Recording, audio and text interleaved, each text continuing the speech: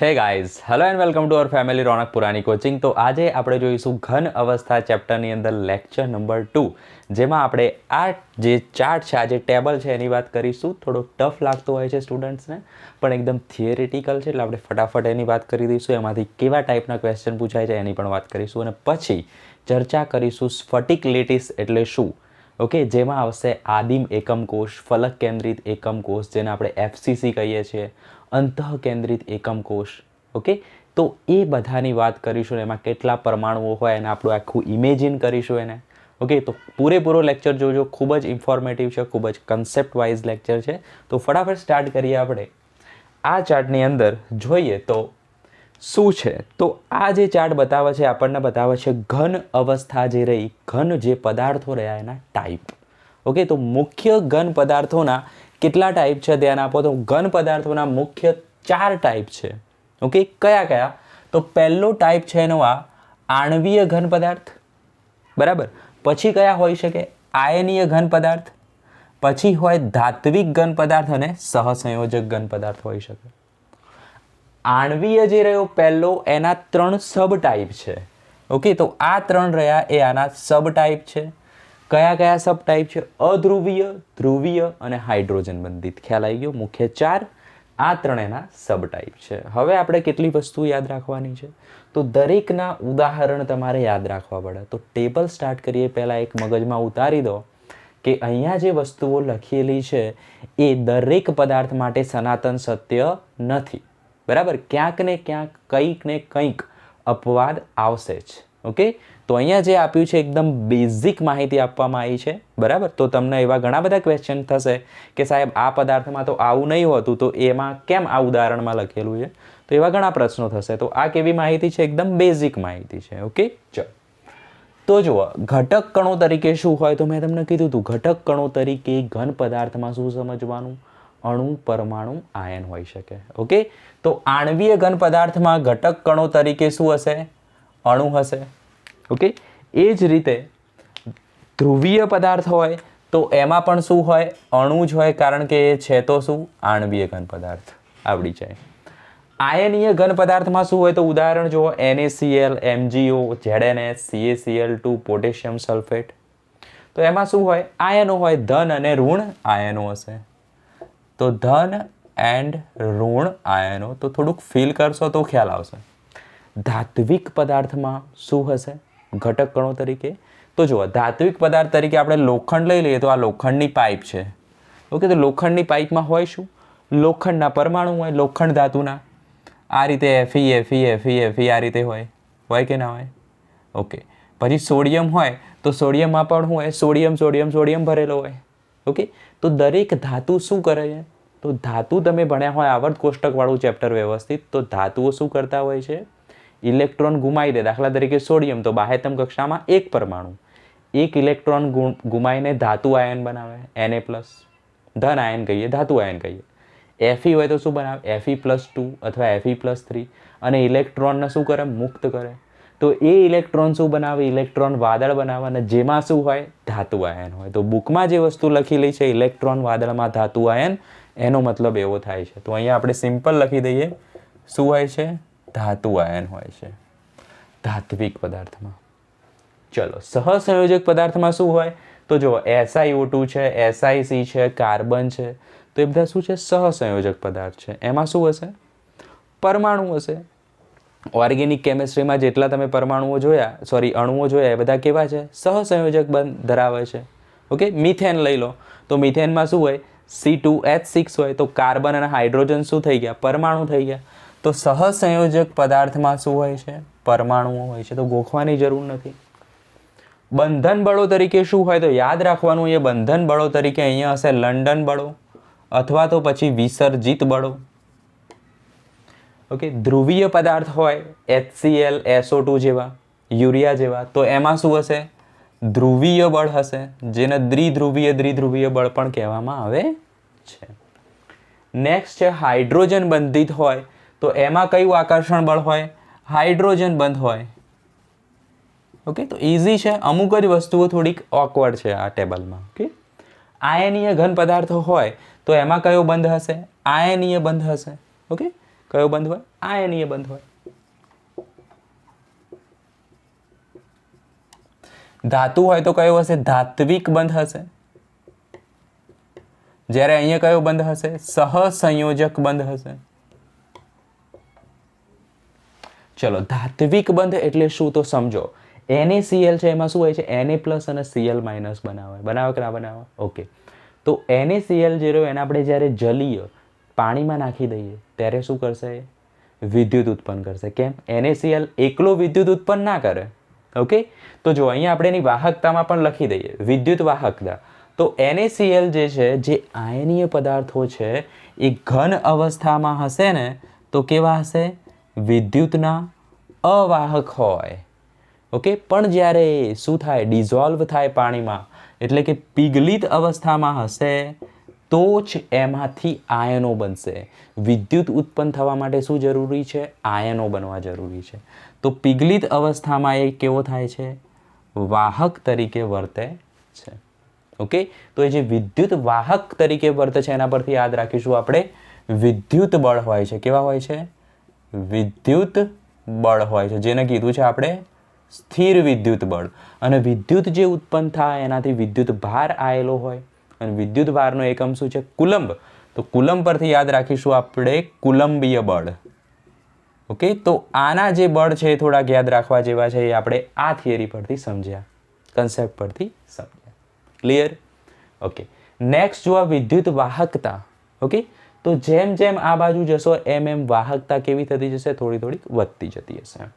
તો જુઓ, અધ્રુવીય પદાર્થો કેવા છે? અવાહક છે. ઓકે, આ પણ કેવા છે? અવાહક છે. અને આ પણ કેવા છે? અવાહક છે. જે રીતે NaCl આયનીય ઘન પદાર્થ કેવા છે? અવાહક છે. પીગલિત કરશો તો વાહક બનશે. ઓકે, અને ધાતુઓ તો તમે જાણો છો, લોખંડ કેવી છે? વિદ્યુતની વાહક કહેવાય. પકડીને એને પ્લગમાં ના ગાલી દેવાય. ઓકે, તો થોડુંક આ રીતે ફીલ કરીને સમજશો તો ટેબલ એકદમ ઇઝી રહી જશે. કેવા છે? વિદ્યુતના વાહક છે. જ્યારે સહસંયોજક પદાર્થ જે રહ્યા સિલિકા, એટલે તમે રેતી લઈ લો તો કેવી છે? વિદ્યુતનું અવાહક છે. વિદ્યુતનું અવાહક છે. પરંતુ અહીંયા સહસંયોજક પદાર્થમાં એક અપવાદ છે, જેને આપણે બ્લુ કલરથી બતાવ્યો બેટા. તો ધ્યાન આપો, ગ્રેફાઇટ જે છે એ કેવો છે? અપવાદ છે, જે વિદ્યુતનો અવાહક નથી પણ કેવો છે? સુવાહક છે. ઓકે, ગ્રેફાઇટ માટે લખું છું અહીંયા વિદ્યુતનો સુવાહક છે, પ્લસ કેવો છે? મૃદુ છે. આ બે એના માટેના અપવાદ છે. ઓકે, ચલો, તો ભૌતિક સ્વભાવમાં જુઓ તો આ બંને મૃદુ છે, સખત છે, સખત પરંતુ બરડ. અને આ કેવા છે? બરડ. અને ધાતુઓ કેવા હોય? તપનીય હોય, તન્ય હોય, એટલે કે ટીપી શકાય, ખેંચી શકાય.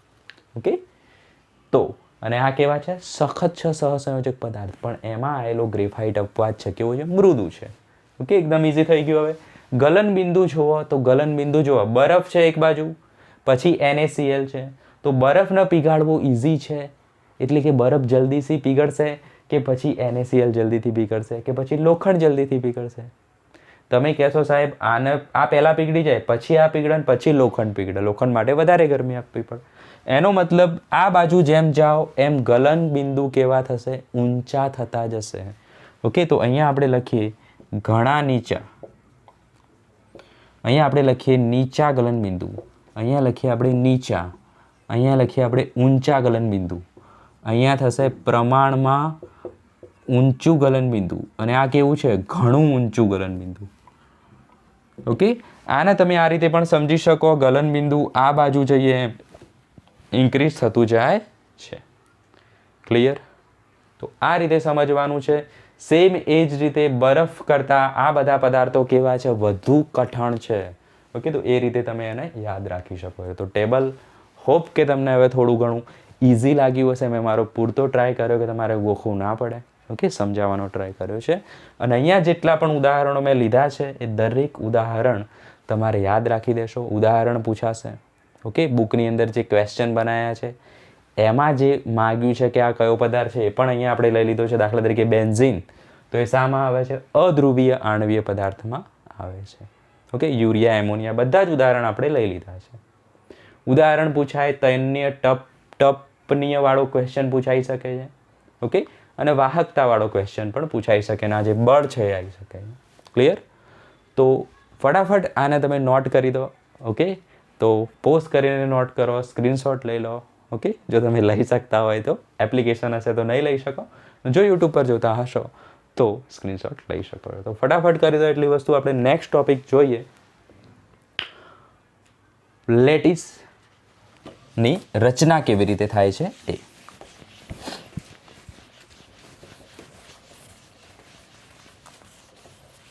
સ્ફટિક લેટિસની આપણે વાત કરીશું હવે. ઓકે, ખૂબ જ ઇન્ટરેસ્ટિંગ ટોપિક છે, ધ્યાન આપજો, મજા આવશે.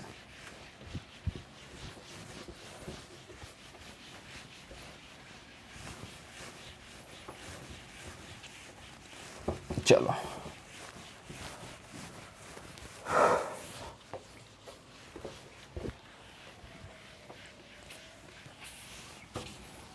બહુ જ બધું વર્ક થઈ ગયું છે બોર્ડ પર.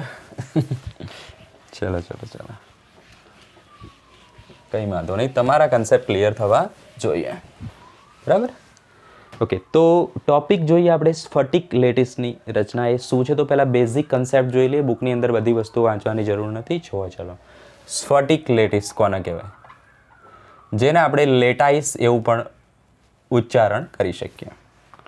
ઓકે, તો ઘન પદાર્થોની અંદર હવે આપણે આવી ગયા છીએ, એના ટાઈપો જોઈશું, એની રચના વિશે જોઈશું. ઓકે, તો કોઈ પણ ઘન પદાર્થને કેવી રીતે આપણે જોઈ શકીએ? જો સ્ફટિકમય ઘન પદાર્થની વાત કરીશું. ઓકે, તો સ્ફટિક કેવો હોય, તો એના થોડા કન્સેપ્ટ તમારે અહીંયા સમજવાના છે.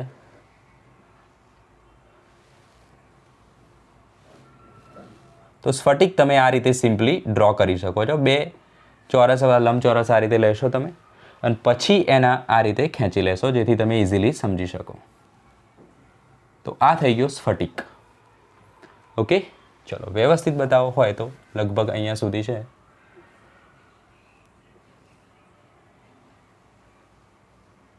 આઈ થિંક હવે પરફેક્ટ થઈ ગયો છે. ઓકે, તો સમજશો કેવી રીતે આને? આપણે પૂરા ચેપ્ટરમાં ધ્યાન રાખજો. આ રીતે સમજશો આને. શું સમજવાનું છે?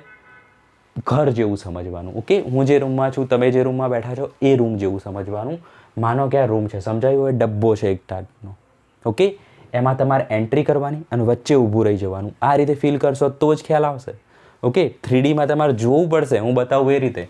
એની આ એક બાજુ છે, આ બીજી બાજુ છે, આ નીચેની બાજુ છે, એક ઉપરની બાજુ છે, એક મારી બાજુ છે ને એક પાછળની બાજુ છે. તમે અહીંથી એને એન્ટર કરો ને વચ્ચે ઊભા રહી જાઓ અને ફીલ કરો આજુબાજુ બે બાજુઓ છે, ઉપર છે, નીચે છે, આગળ છે, પાછળ. દેખાયું? દેખાયું? ધ્યાન આપો. ચલો અહીંયા. ઓકે, ચલો માની લે તમને ખ્યાલ આવી ગયો છે હું શું કહેવા માગું છું. ઓકે, અંદર જઈને ઊભા રહેવાનું છે. 6 બાજુઓ દેખાવી જોઈએ. ઓકે, ઉપર નીચે આજુબાજુ સામે પાછળ. ક્લિયર? ચલો, તો આ રીતે સ્ફટિક લેટિસને સમજી શકીશું આપણે. તો બીજો એક આ રીતેની રચના તમે ડ્રો કરશો. ઓકે, આ રીતેની. તો પહેલી અને ત્રીજી લાઈન સમાન હશે, બીજી અને છેલ્લી લાઈન સમાન હશે. પછી એને આ રીતે આપણે જોડી દઈશું. ચલો, સમજ પડી રહી છે? નેક્સ્ટ ફરીથી એવું ને એવી રચના બનાવો. ત્રણેક રચનામાં તમને ખ્યાલ આવી જ જશે. ઓકે, ચલો, તો આ પણ એવી રચના છે, આ પણ એવી રચના છે, અને આ પણ એવી જ રચના છે, ડબ્બો જ છે. ઓકે, તો આવીને આવી રચના નીચે પણ આવેલી હોય, આવીને આવી રચના ઉપર પણ આવેલી હોય, એવું ઇમેજિન કરી દો. થઈ ગયું ઇમેજિન? Very good. તો આને શું કહેવાય? સ્ફટિક લેટિસ થઈ કહેવાય. આ આખાને શું કહેવાય? સ્ફટિક લેટિસ રચના થઈ કહેવાય.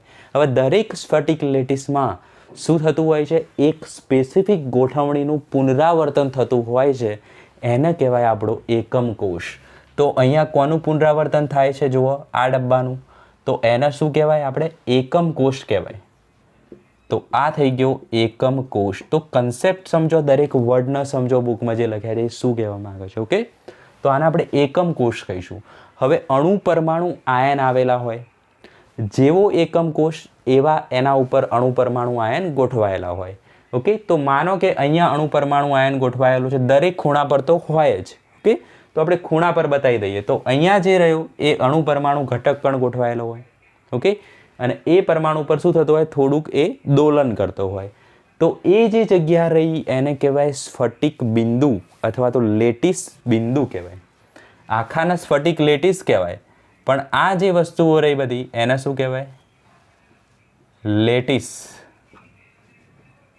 બિંદુ કહેવાય.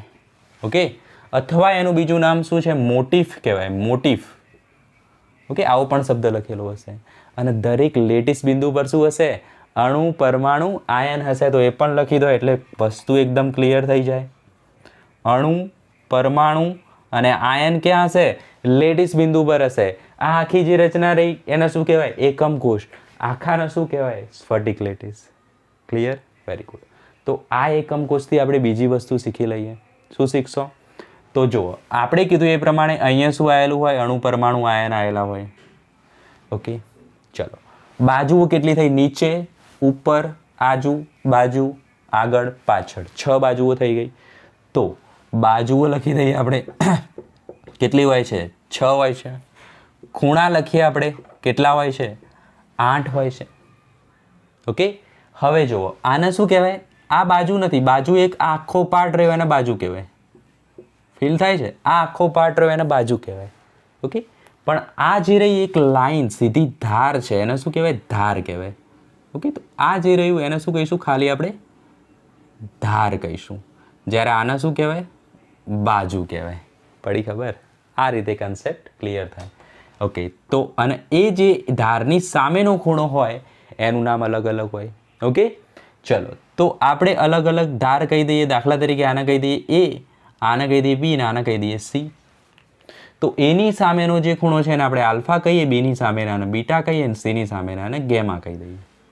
ઓકે, તો આલ્ફા, બીટા, ગેમા ખૂણા થઈ ગયા. તો આટલા કન્સેપ્ટ તમને ખ્યાલ હોવા જોઈએ. ધાર એબીસી, આલ્ફા, બીટા, ગેમા ખૂણો છે. ઓકે, તો ફટાફટ નોટ ડાઉન કરો. મોટિફ શું છે? લેટિસ બિંદુ શું છે? એકમ કોષ શું છે? તમને ખ્યાલ આવી ગયો છે.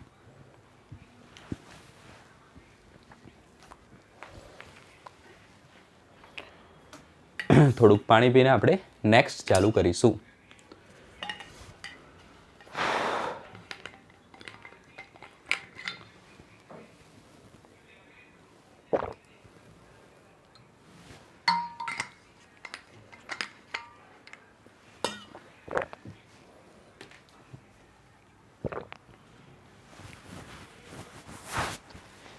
ચલો, થઈ ગયું. તો હવે મેઇન ટોપિક સ્ટાર્ટ કરીએ છીએ. ઇન્ટરેસ્ટિંગ, જેને પણ પેશન્સ રાખ્યું હશે એને આ વસ્તુ શીખવા મળશે.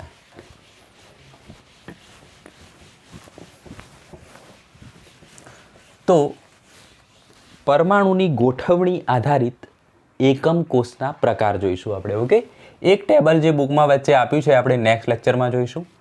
પરમાણુની ગોઠવણી આધારિત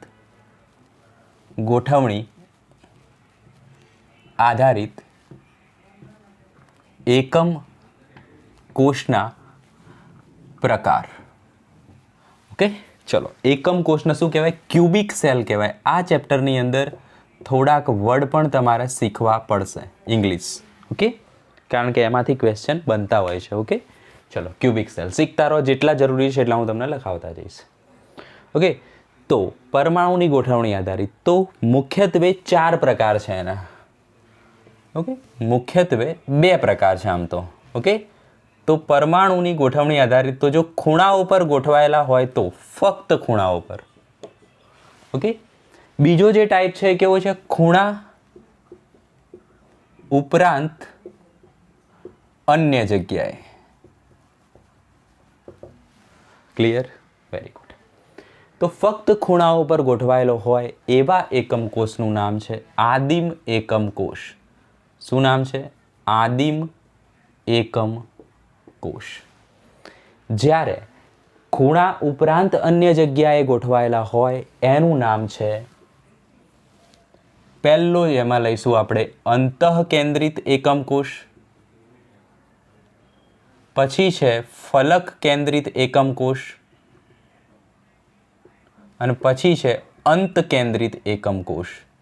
પહેલો અંત છે, બીજો અંત કેન્દ્રિત છે. ઓકે, આના બીજો કહી શકીએ આપણે કેન્દ્રિત એકમ કોષ પણ કહી શકીએ. 3 એ 3. ઓકે, જો આ પાછળ કેન્દ્રિત શબ્દ આવે છે. ઓકે, ચાલો. તો પહેલું જોઈએ આપણે આદિમ એકમ કોષની અંદર શું હોય છે. ઓકે, તો પહેલા આપણે એકમ કોષ એટલે કે ક્યુબિક યુનિટ સેલ બનાવી દઈએ.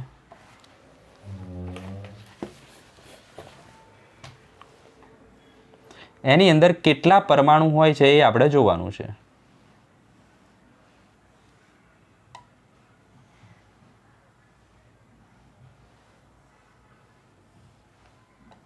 થઈ ગયો સેલ? કેવી રીતે જોવાનું કીધું? અંદર જઈને ઊભું થઈ જવાનું. ઓકે, એ રીતે ફીલ કરો. હવે બહારથી જુઓ તો પણ ચાલશે. આદિમ એકમ કોષ છે.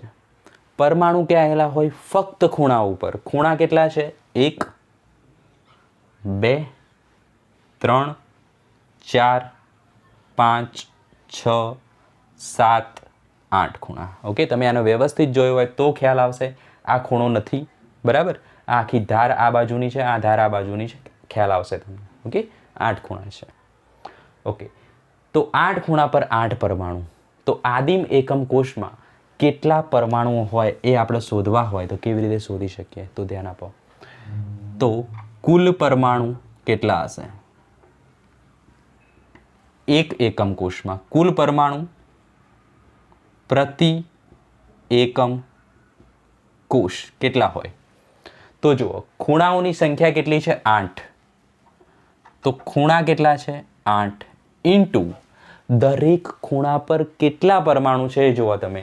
તો આ એકમ કોષ છે, બરાબર? હવે એના ઉપર આ એક પરમાણુ થોડોક આપણે મોટો બતાવી દઈએ તો વધારે ખ્યાલ આવશે. ચલો, પરમાણુ છે, બરાબર? તો આ એક આખો પરમાણુ આ એકમ કોષ પર છે? ના, બરાબર? એનો ખાલી આટલો ભાગ જ આ એકમ કોષની અંદર છે. એટલે આપણે એક પરમાણુ આ ખૂણા ઉપર છે એવું ના કહી શકીએ. એનો થોડોક ભાગ જ છે. કેટલો ભાગ આ એકમ કોષ પર આવેલો છે આ પરમાણુનો એ આપણે શોધવાનો છે. કેવી રીતે શોધીશું? તો જુઓ, આને આપણે અડધો જોઈ લો, બરાબર? અડધો પાર્ટ આપણે બતાવી શકીએ આ રીતે. અડધો પાર્ટ, બરાબર? જે ખાલી નીચેનો છે. ઉપરનો પાર્ટ તો આખો છે જ નહીં કોષમાં. ઓકે, અડધામાં કેટલો છે? તો અડધામાં આટલો છે કે નહીં? પણ આ ભાગ આવનાવ પાછળ પણ હશે, બરાબર? કારણ કે આ છે શું? પરમાણુ એક ગોળો છે, દડો છે. ઓકે, તો એનો અડધો ભાગ છે, બરાબર? એ અડધો ભાગ મેં અહીંયા બતાવ્યો. જો હવે વધારે ખ્યાલ આવશે, આ રીતે બતાવી દઈએ. ચલો, ખ્યાલ આવી ગયો? તો બીજો અડધો ભાગ આખો પાછળ હશે. ઓકે, મતલબ આ ભાગ કેટલો છે? ચોથો ભાગ છે. અડધા દડાનો પણ ચોથો ભાગ છે. 2 ભાગ પાછળ આવવાના, 1 2 એવા 2 ભાગ પાછળ, ત્રીજો ભાગ આ ચોથો ભાગ છે. તો અડધા દડાનો ચોથો ભાગ છે આ. તો આખા દડાનો કેટલો ભાગ થાય? અડધા દડાનો આ ચોથો ભાગ છે, તો આખા દડાનો કેટલો ભાગ થાય? 8મો ભાગ થાય.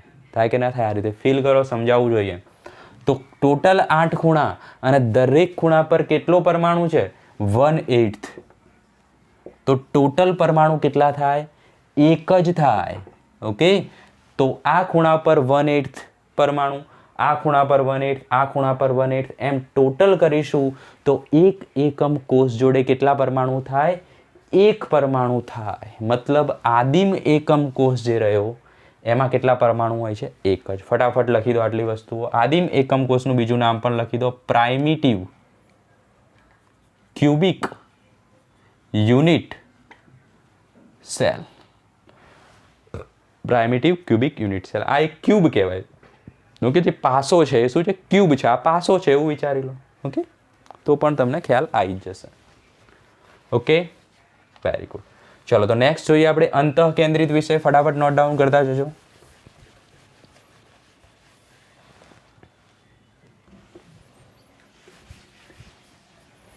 તો જુઓ, હવે અંતઃકેન્દ્રિત એકમ કોષ બતાવવો હોય તો શું કરીશું? તો અંતઃકેન્દ્રિતમાં 8 ખૂણાઓ પર 8 પરમાણુ તો ખરા જ, પણ અંતઃકેન્દ્રિત છે એટલે અંદરની ભાગે 1 પરમાણુ આવશે. એટલે આ થઈ ગયો અંતઃકેન્દ્રિત. લખી દો. ચલો, અંતઃકેન્દ્રિત એકમ કોષ, જેને શું કહીશું? અંતઃકેન્દ્રિત મતલબ શું આવશે? Body centred. શું નામ થશે એનું? Body centred. એટલે કે બોડીમાં છે. Body centred cubic unit cell. BCC રચના થશે આનું બીજું નામ. નોટ ડાઉન કરો ફટાફટ. BCC રચના, body centred cubic unit cell. કેટલા પરમાણુ હશે? તો જુઓ, 8 ખૂણાઓ, દરેક ખૂણા પર 1/8 ભાગ હોય પરમાણુનો. ઓકે, હવે ફરીથી સમજાવવાની એની જરૂર નથી. તો એક પરમાણુ તો એ થઈ ગયો. ઓકે, એક પરમાણુ તો એનો થઈ ગયો. વત્તા બીજું શું છે? વત્તા એક કેવો છે? અંદરની બાજુએ પરમાણુની અંદર એક પરમાણુ છે, તો એ કેટલો આવશે? એક પરમાણુની અંદર ને એકમ કોષની અંદર. ઓકે, તો ટોટલ પરમાણુ કેટલા થયા? અંતઃકેન્દ્રિતમાં 2 થઈ ગયા. ઓકે, એકદમ ઇઝી છે, હવે ખ્યાલ આવતો હશે. નેક્સ્ટ જુઓ આપણે, હવે બધું મિક્સ થશે તો આને નીકાળી દઈશું. નેક્સ્ટ જુઓ ફલક કેન્દ્રિતમાં શું હોય છે? ઓકે, તો જુઓ ફલક કેન્દ્રિત. ફલક એટલે શું થાય? બાજુ. બાજુ એટલે શું થાય? ફેસ. ઓકે, તો આને કહીશું આપણે face centred. Face centred cubic unit cell, જેને કહીશું આપણે FCC. આગળ કઈ હતી? BCC, body centred. Okay, BCC body centred, face centred cubic unit cell. Okay, ચલો, તો આમાં શું હશે? તો આ રીતે એક ક્યુબિક યુનિટ સેલ થઈ ગયો.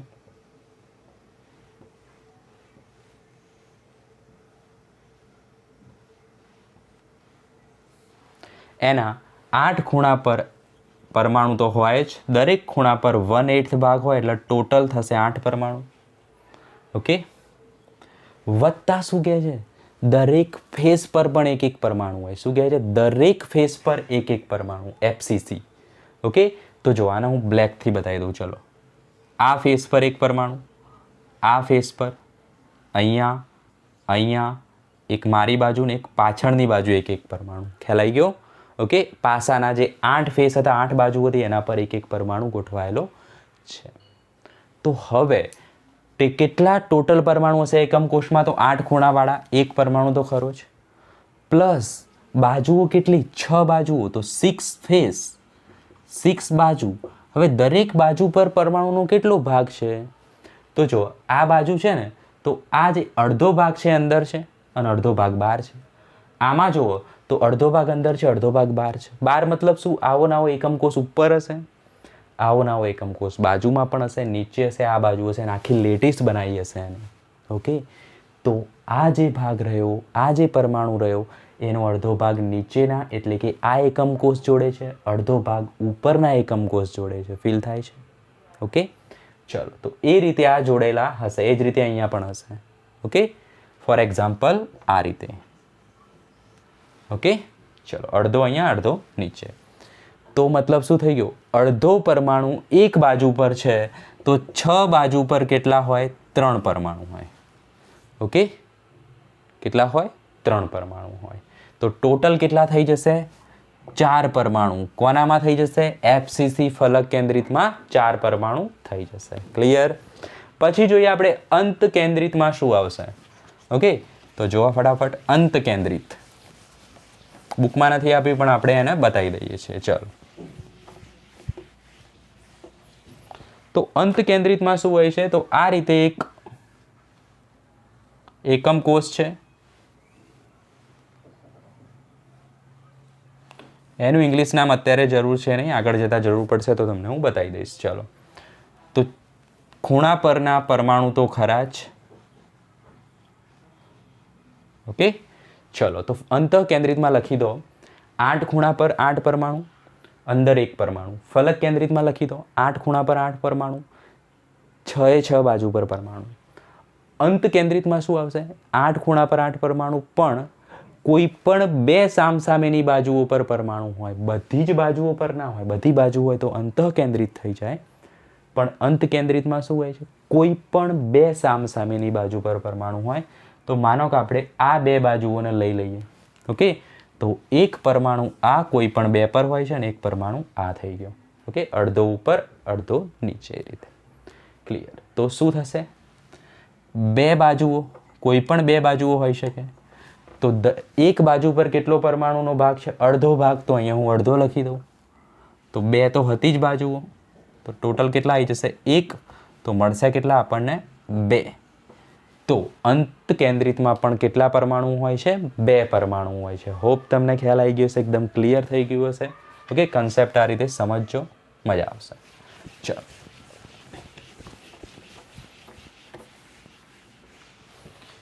તો ખૂણાઓવાળાનું નામ હતું શું આપણું? આદિમ એકમ કોષ.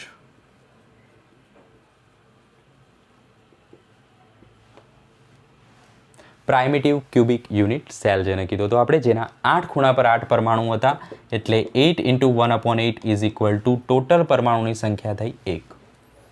અંતઃકેન્દ્રિતમાં 8 ખૂણા પર 8 પરમાણુ એટલે 1 પરમાણુ. વચ્ચે એક હતો, એકદમ વચ્ચે, તો એના માટે કેટલો આવશે? 1, એટલે ટોટલ થઈ જશે કેટલા? 2 પરમાણુ. ઓકે, અંદર. ચલો, ફલક કેન્દ્રિતમાં શું હતું? તો 8 ખૂણા પર 8 પરમાણુ તો ખરા જ, એટલે 1 થઈ ગયો. અને ટોટલ 6 ફલક, 6 બાજુઓ, દરેક બાજુ પર અડધો, કારણ કે અડધો ઉપર હોય અડધો નીચે હોય, તો 3 પરમાણુ ટોટલ થઈ જશે કેટલા? 4. ફલક કેન્દ્રિત માટે. અંત કેન્દ્રિત માટે શું આવશે? 8 ખૂણા પર 8, ટોટલ 1 અહીંયા. અને અંત કેન્દ્રિત કોઈ પણ 2 સામસામેની બાજુઓ, તો 2 બાજુઓ અને દરેક બાજુ પર અડધો ભાગ 1, તો અહીંયા પણ કેટલો આવશે? 2 જવાબ. મતલબ અંતઃ કેન્દ્રિત અને અંત કેન્દ્રિત બંને માટે પરમાણુઓની કુલ સંખ્યા કેટલી થાય છે? 2 થાય છે.